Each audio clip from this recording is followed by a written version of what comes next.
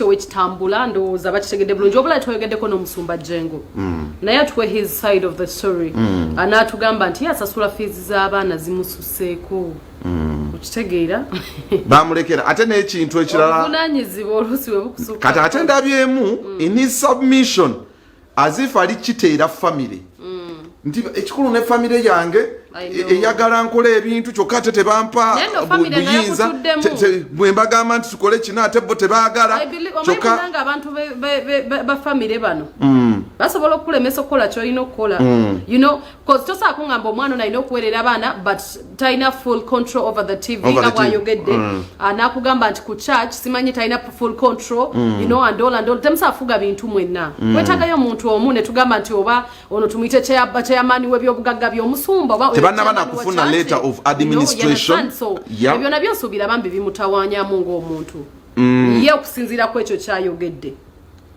well bw'abanga yakulira yadda mu bigere by'omusumba lwaki takola musumba bye yali alina okukola byonna ino lwaki ate mwagala musome asomesa abaana akole bino naye ng'aleta saana kuninga bigenda mu maaso properties and kyemanyi waliwo ekintu kyalinako entitlement ye church abaana ba mugenzi ne bakola batya teri asobola ku relatinga nandiga zali ku church nga Jengo. I know. You know church is be bantu ti Jengo era bani mukutena bulungi nnyo kubanga ne bwavaawo asobola okuvaayo n'ezendiga naziga mumanyi family yononye kuba teri asobola bulira in a capacity nga tata bwe yabuliranga like him so that ekyo church inako entitlement era kyo kyalina okukikozesa nze kyovola nkugambe nti with great power comes great responsibility.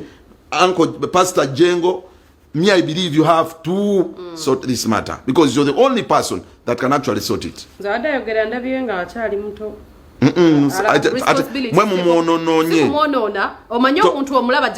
look at him and have responsibility of sometimes he feels he's burdened that's what he feels.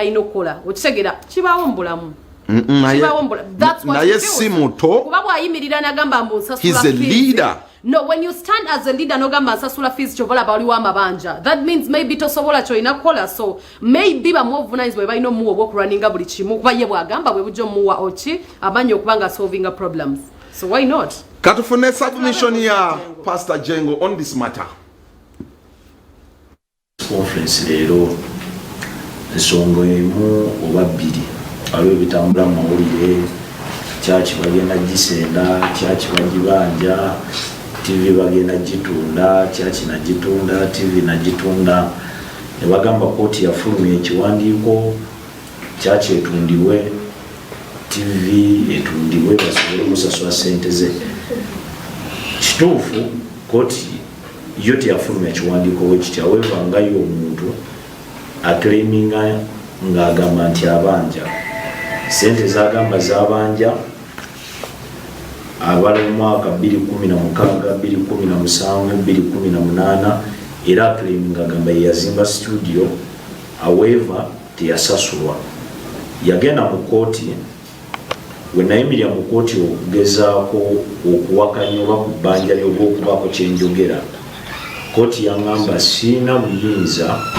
buyimirira mu musango gw'okuwoza kubanga mateeka sinafuna kyetuyita letters of probate era nga tebanzikiriza kuwoza bantu bangi nnyo ng'ogyeko ye yekka bangi nnyo abajja n'agamba nze TV njibanja sente weziti nzibanja weziti era bali mu makooti awe babamu tebannavaayo naye kikyannemeseza kiri kimu kyokka siina ground kwenyimirira ne ŋŋamba okay gundi oba otubanja twogere oba tukole agreement oba otubanja kubanga amateeka teganzikiriza so gino gyonna emisango negijja nga weegiri si Solomoni yekka bantu bangi nnyo abagamba TV we are service providers n'abamu ku bakozi olw'obuli twatula mu family meeting abasinga kubateekako caveat bagamba ensonga ki bateekako caveat mismanagement eya estate ne mbagamba why lwaki family temutuula ne mulonda omuntu mwe gumulaba jjo sobola okuddukanya estate eno tebaagala we mutuula we bagamba school fees almost term I spend over million ngana kwata bana kusoma TV buli mwezi I spend over $1 million nga 10 TV okubaawo but legally waliwo ebimu byezisobola kukola waliwo agreements ezimu zisobola kuyingira tufuna bakirayanti abenjawulo abaagala otuwa sente ku TV nga batugamba tulina signing but mu mateeka sikkiriza basayininga because I'm nobody mu mateeka ensonga y'omwami Kojja Kimbowa sigenda munenya is a client eyasasula in advance sente ze nga wazoogera okuva mu mwaka gwa 2016 paka nga 2027 he paid in advance so yakera ku machana alaba nti TV mawulire baga kujijjawo kyaki baga gitunda is a client yala nti sente ze zigenda fa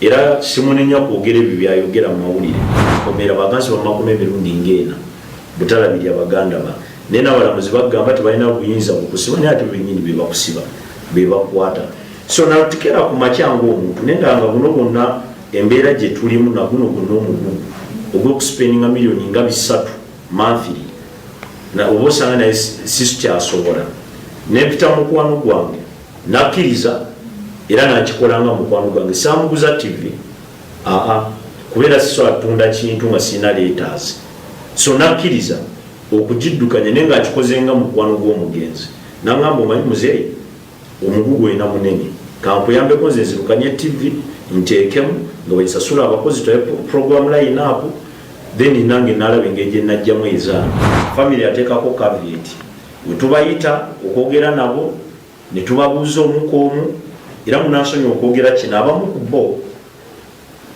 baŋŋamba era nabasinkana ne baŋŋamba olaba Andrew kyetusinga okwagala deka caveat zino zibeeko tulindeko okulayira gweweerera abaana paka bwe banaamala bonna osoma then tugende mu kooti tulayire awo ofune obuyinza naye abaana beboogerako be tulina olinda the majority myaka 11 myaka 12 bali mu primary so bo kye basinga okwaga estate eno ngitambuze mu buyinza bwange nga siina yadde akapapula mu mateeka.